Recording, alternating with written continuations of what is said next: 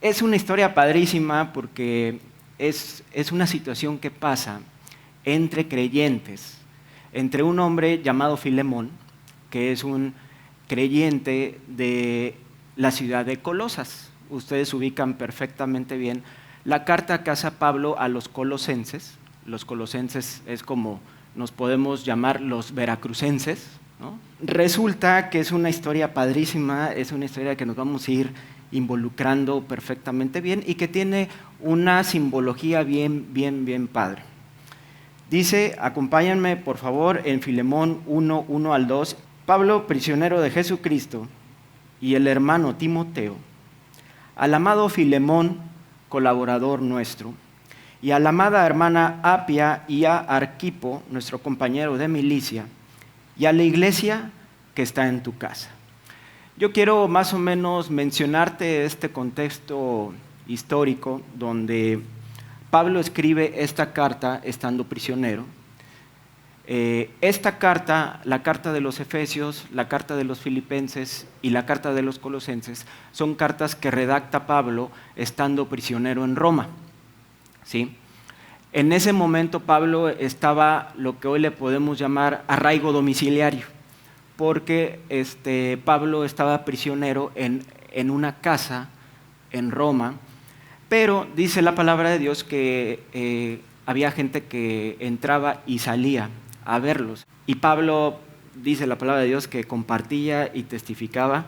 Entonces, Pablo hace esta carta y dice la palabra que se la manda a Filemón.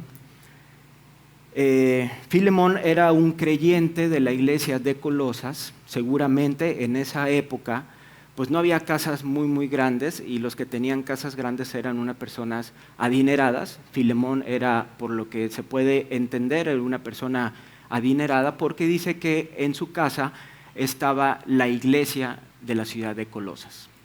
Apia era la esposa de Filemón y Arquipo era su hijo, ¿sí? Entonces vamos ubicando perfectamente bien cuáles son los personajes. Y probablemente Arquipo era el hijo de Filemón y muy probablemente era el pastor de la iglesia de Colosas o uno de los creyentes que colaboraban mucho en la iglesia de Colosas. Entonces, este es el contexto. Y Filemón tenía un esclavo que se llamaba Onésimo. Vemos más adelante que Onésimo le roba a Filemón, ¿no? Tú y yo hemos vivido robos, ¿no? O si no, nos han asaltado, nos han clonado, ¿no? Entré a la página de mi banco y me clonaron, ¿no? Me hablaron y di el NIP y pues ya me vaciaron la cuenta, ¿no? ¿Qué se siente cuando te roban? Cuando alguien te robó. Ahora imagínate que una persona que trabaja dentro de tu casa te roba. Onésimo huye a Roma. Es como si vives aquí, o vives en Medellín, o vives en Jalapa, y te vas a la Ciudad de México a perderte porque aquí robaste, ¿no? Porque aquí cometiste algún fraude y decides irte a la Ciudad de México, donde ahí te pierdes un poco más fácil, ¿no? Entonces, Onésimo se va y huye a Roma, a la ciudad más grande, y como decía un creyente, que no hay coincidencias, hay diosidencias, ¿no? Fíjense lo que son las cosas. Pablo conoce a Onésimo en Roma. ¿Qué probabilidad hay de irse a una ciudad inmensamente grande? Onésimo se va a Roma a esconderse, porque además que era esclavo, roba, y dice en esa época que la ley romana lo que merecía Onésimo era cárcel o muerte. Y Pablo estaba prisionero. ¿Qué probabilidades había que Pablo, maestro de la Biblia de Filemón, conociera a Onésimo? Yo me hice una historia que Onésimo iba a trabajar a la casa de Pablo y Pablo no dejaba a una persona viva. Esto es algo que tú y yo debemos entender, que tenemos que testificar de la palabra de Dios a cualquier persona, que no se nos vaya viva. ¿Sí? Imagínate la plática, el café entre Onésimo y Pablo, y Onésimo se convierte y le empieza a platicar a Pablo toda su vida, toda su experiencia, y seguramente, y claro que lo sabemos, Onésimo le dice a Pablo, pues fíjate que yo trabajaba y vivía en una ciudad de Colosa y yo le robé a una persona, yo le robé a mi patrón. Y Pablo le dice, no, esto es rollo mío, no, ¿dónde dice la palabra? Y Pablo dice, sí, ¿quién? O sea, ¿quién? ¿Cómo fue? Qué bueno que ya aceptaste a Cristo, ya te arrepentiste, pero a ver, cuéntame. Y Onésimo le dice, pues mi patrón se llamaba Filemón. Entonces, ¿qué crees que le dice Pablo a Onésimo? Bueno, ya te arrepentiste, Dios te perdona, pero tienes que ir a ver a Filemón. Y esto es un principio de la Biblia. El arrepentimiento se debe manifestar en una actitud de restitución. Tú no puedes arrepentirte y no restituir tu vida, tus vicios, tus problemas. No lo puedes hacer, o sea, es como cosas tan básicas como cuando nos ponemos a dieta, ¿no? Yo puedo decir a los 4 vientos, estoy a dieta, y si no bajo ni 1 gramo, no se manifiesta que yo estoy a dieta. Sencillo. Dice la palabra de Dios que el arrepentimiento se debe manifestar en una actitud de restitución.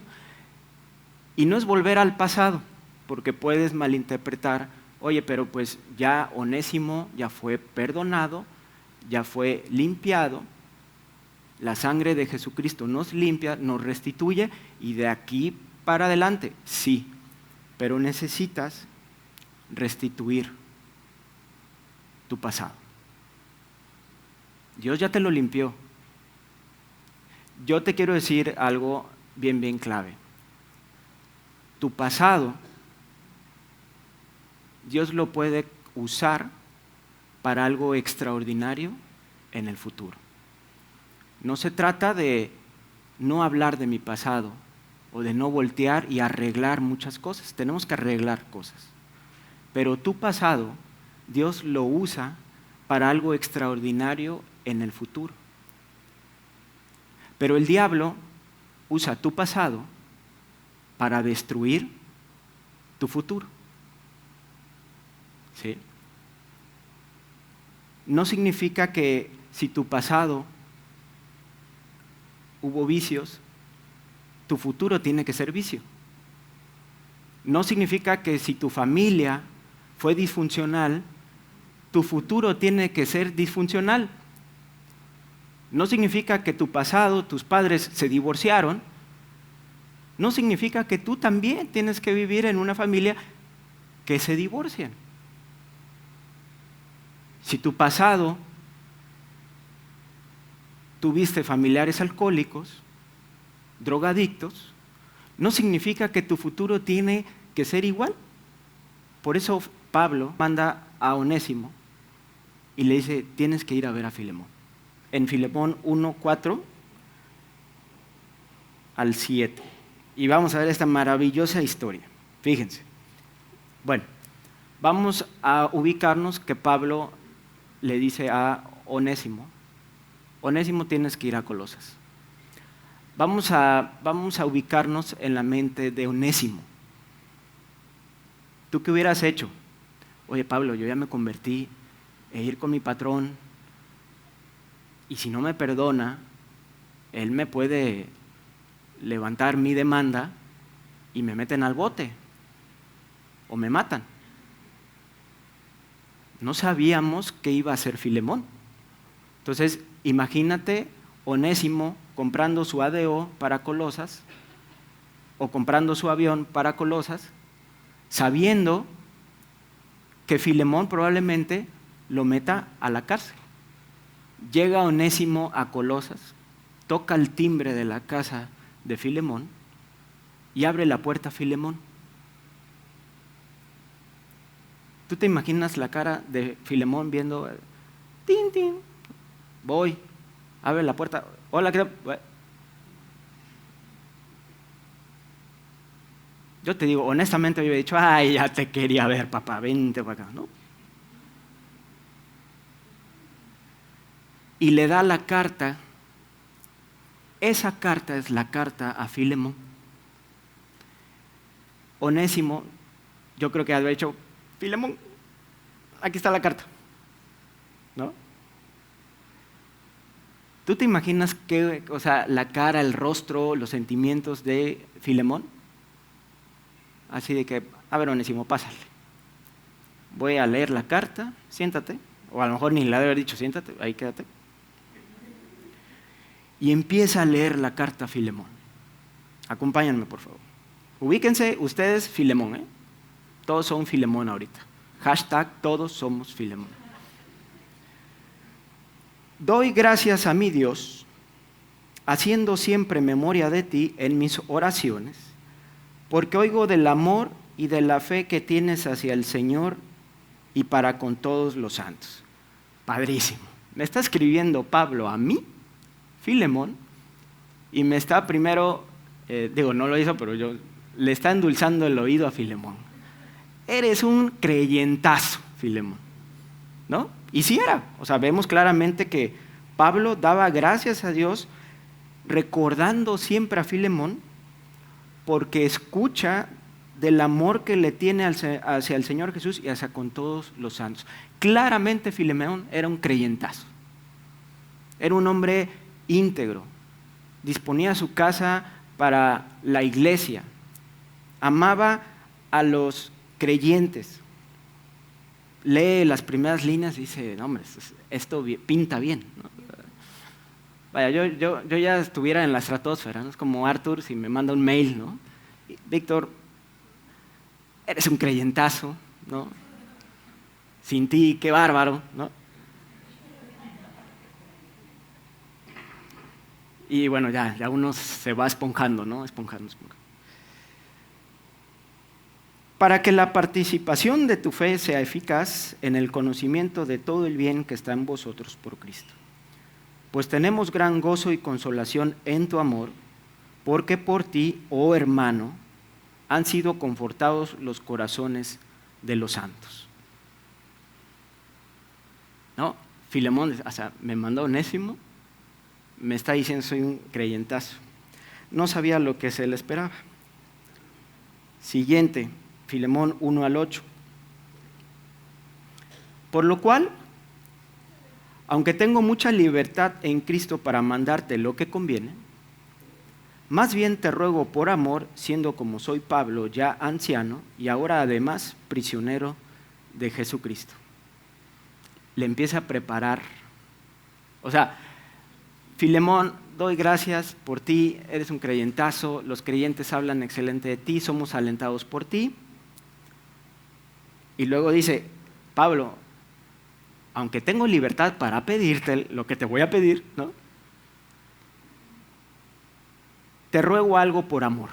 Y eso es un principio también básico. Seguimos, amamos a Cristo y a la iglesia por amor, por convicción, no porque haya una plana de reglas para decirte qué hacer y qué no hacer. Hacemos las cosas por amor. Tú te aprendes versículos por amor, no porque Arthur cada 8 días saben los muchachos que les va a preguntar los versículos. Si lo haces por regla, no lo estás haciendo por amor. ¿Ok? Puedes no pasar y te lo aprendiste por amor, esa es la clave. Puedes pasar y te lo aprendiste por amor, esa es la clave. Estudiamos la palabra por amor. No decimos mentiras por amor a Cristo. No tenemos vicios por amor a Cristo. ¿Ok? Entonces Pablo dice, Filemón, yo te puedo ordenar algo porque tengo la libertad para hacerlo. Pero te lo digo por amor, yo Pablo siendo anciano. Y ahora además prisionero. Filemón 1, 10 al 18. Ahí va la petición. Te ruego por mi hijo Onésimo, a quien engendré en mis prisiones, el cual en otro tiempo te fue inútil, pero ahora a ti, a mí, nos es útil. ¿Sabes qué significa Onésimo? Útil. Es su significado. Pablo le dice a Filemón, en otra época te fue inútil, ahora me es útil a mí. Y le dice, lo engendré en mis prisiones. Ahí sabemos que Pablo conoció a Onésimo, le testifica y se convierte. El 12, el cual vuelvo a enviarte, tú pues, recíbele como a mí mismo. Yo quisiera retenerle conmigo, para que en lugar tuyo me sirviese en mis prisiones por el Evangelio. Pero nada quise hacer sin tu consentimiento, para que tu favor no fuese como de necesidad, sino voluntario. Pácatelas.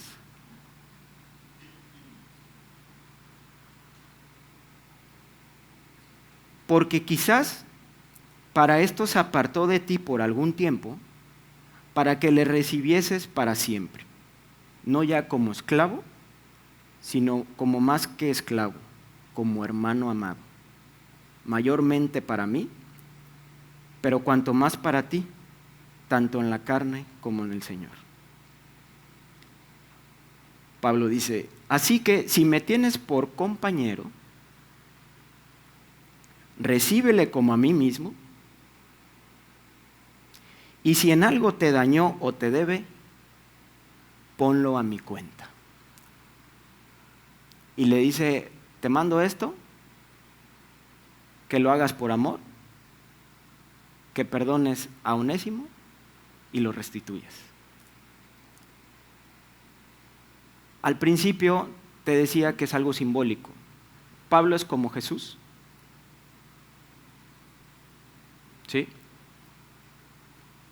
Onésimo somos tú y yo. Y Filemón es como Dios. ¿Ok? Filemón es como Dios, Onésimo eres tú y yo, y Pablo es Jesús. Pablo le dice a Filemón, si te debe algo, ponlo a mi cuenta. Jesús fue con Dios y le dijo, Padre, si Víctor te debe algo, que es un chorro, ponlo en mi cuenta. ¿Qué sentirías que tu estado de cuenta mensual de tu tarjeta de crédito o de Liverpool un día llegara en ceros? Una maravilla, ¿no? O sea, brincarías de alegría, ¿no? Ahorita en la venta nocturna de diciembre que llegara enero, todo pagado, cero, no debes nada. Llegó alguien y lo pagó. Una vez fuimos a celebrar, Lori y yo, nuestro aniversario, y en el restaurante estaba un cliente mío. Y ya, hola, ¿qué tal? Bueno, y al final, cuando pido la cuenta, llega el, no señor, ya está pagada la cuenta. Dije, ¿cómo? No. Sí, el señor de allá la pagó. Entonces, hago así, y te llamas así, ¿no? O sea, salud, ¿no? Pero yo no tomo, pero pues, y va, gracias. Sentí padrísimo, o sea, y yo no, pero dentro de mí sí, ¿no? O sea, yo no, y yo sí, ¿no? Sentí padrísimo, sentí muy padre y sentí un agradecimiento. Fui a su mesa y le dije, fulanito, gracias, en verdad, no. Disfruta, lo hice con aprecio. Bueno, eso hizo Dios contigo. ¿Sí? Tu estado de cuenta del cielo está saldado, pero tienes que agarrarlo y apropiarlo. Mientras tú no lo apropies y tú no lo agarres, el estado de cuenta está sobregirado. Por eso digo que es simbólico. Onésimo somos tú y yo, Pablo es Jesucristo, porque le dice a Filemón, si te hizo algo, tómalo a mi cuenta. ¿Qué habrá pasado? ¿Qué pasó? No tenemos segunda de Filemón, pero hay algunas cartas de un discípulo de Pablo, que se llama Ignacio de Arimatea, y este Ignacio encontré unas cartas que escribe a unas iglesias. Es como hoy nos enviamos mail, ¿no? O nos enviamos un WhatsApp, ¿no? Y resulta que se encontró una carta histórica donde este discípulo de discípulos de Pablo le escribe a un pastor de la iglesia de Éfeso. No significa que era el único pastor, había varios. ¿A quién crees que va dirigida esa carta? A Onésimo. Hay muchas cosas que nuestros actos no sabemos qué es lo que puede determinar más a futuro, ¿no? Si no hubiera perdonado Filemón a Onésimo, probablemente Onésimo hubiera estado encarcelado, hubiera estado muerto, o no sabemos qué hubiera sucedido, ¿no? Pero el perdón de Filemón llevó de tal manera que Onésimo, tiempo después, llegó a trabajar de tiempo completo para la obra de Dios. Y se me viene a la mente mi vida, ¿no? Cuando yo me convierto y que Dios me perdona y que hubo mucha gente que me apoyó espiritualmente, y hoy tengo mi casa, mi familia, a medida de que Dios en su voluntad servimos al Señor. O Arturo ha platicado cómo se fue convirtiendo, cómo su familia, sus papás, sus hermanos, y hoy Alfredo y él son pastores. Imagínate qué hubiera sucedido si no le hubieran compartido a la familia de Arturo. Imagínate qué no hubiera sucedido si no le hubieran compartido a Viole, que fue la primera creyente de la iglesia de Veracruz. Hoy hay una obra porque alguien le compartió a Alfredo, a su familia. Arturo se convierte dentro de toda esa camada. Arturo dispone en su corazón venirse acá. Durante todo ese tiempo le comparten a Viole. Viole se mantiene fiel 16 años sola. Y aquí nos quejamos porque somos 50.